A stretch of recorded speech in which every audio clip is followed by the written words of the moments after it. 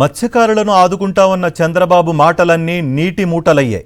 గంగపుత్రులకు అండగా ఉంటామన్న పవన్ కళ్యాణ్ హామీలు గాల్లో కలిసిపోయాయి. కేవలం ఓట్ల కోసమే వారు మాయమాటలు చెప్పారని మరోసారి స్పష్టమైంది.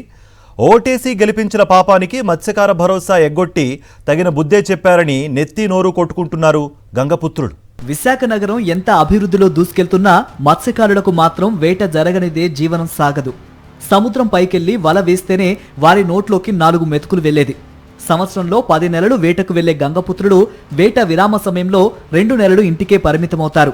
ఈ సమయంలో ప్రతి మత్స్యకారునికి 20,000 రూపాయల ఆర్థిక సాయం అందిస్తామని ఎన్నికల సమయంలో చంద్రబాబు, పవన్ కళ్యాణ్ ప్రకటించారు. అయితే విశాఖలో మొత్తం 12,000 మంది మత్స్యకారులుండగా కేవలం 4,000 మందికే ఆర్థిక సాయం అందజేశారు.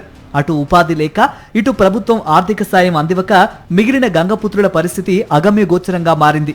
దీంతో మిగిలిన 8,000 మంది ఫిషింగ్ హార్బర్లోని ఫిషరీస్ జెడ్ కార్యాలయాన్ని ముట్టడించారు. తమకు మత్స్యకార భరోసా విడుదల చేయాలని డిమాండ్ చేశారు. 4 రోజుల్లో మత్స్యకార భరోసా నిధులు విడుదల చేయకపోతే కలెక్టర్ కార్యాలయాన్ని ముట్టడిస్తామని హెచ్చరించారు.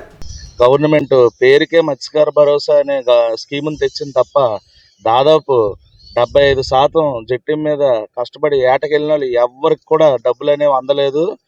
లిస్టులో పేర్లు వచ్చి బయోమెట్రిక్ ఓటీపీలు చెప్పినా వాళ్ళకి ఈరోజు రూపాయి పడలేదు. ఈ 2 నెలలు గవర్నమెంట్ ఇచ్చిన 20,000 వాళ్ళకి ఎందుకు సరిపోదు. కానీ ఏదో కొంత వస్తుందని ఆశపడి వస్తే ఒక రేషన్ కొనుక్కుందామనో బియ్యం కొనుక్కుందామనో ప్రతి ఒక్కరికి మా ఏటకెళ్ళిన మత్స్యకారులకి ఉంటుంది. కానీ అలాంటిది ఈరోజు గవర్నమెంట్ చూస్తే 25% వేసి 75% ఎగ్గొట్టి సాకులు చెప్తుంది. మత్స్యకార భరోసా ఎగ్గొట్టడం కోసం అనేక నిబంధనలను అమలు చేస్తున్నారని మత్స్యకారులు ఆవేదన వ్యక్తం చేస్తున్నారు.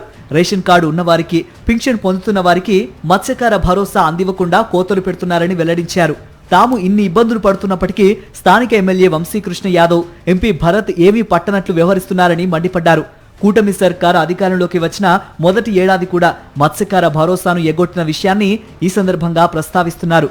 నిత్యావసర వస్తువులు కూడా కొనలేని పరిస్థితి ఏర్పడిందని, అప్పు తెస్తే గానీ పూట గడవని పరిస్థితి నెలకొందని ఆవేదన వ్యక్తం చేస్తున్నారు. కొందరు పడ్డాయి, కొందరికి లేదు. మేము ఎలా తినాలి, ఎలా బతకాలి?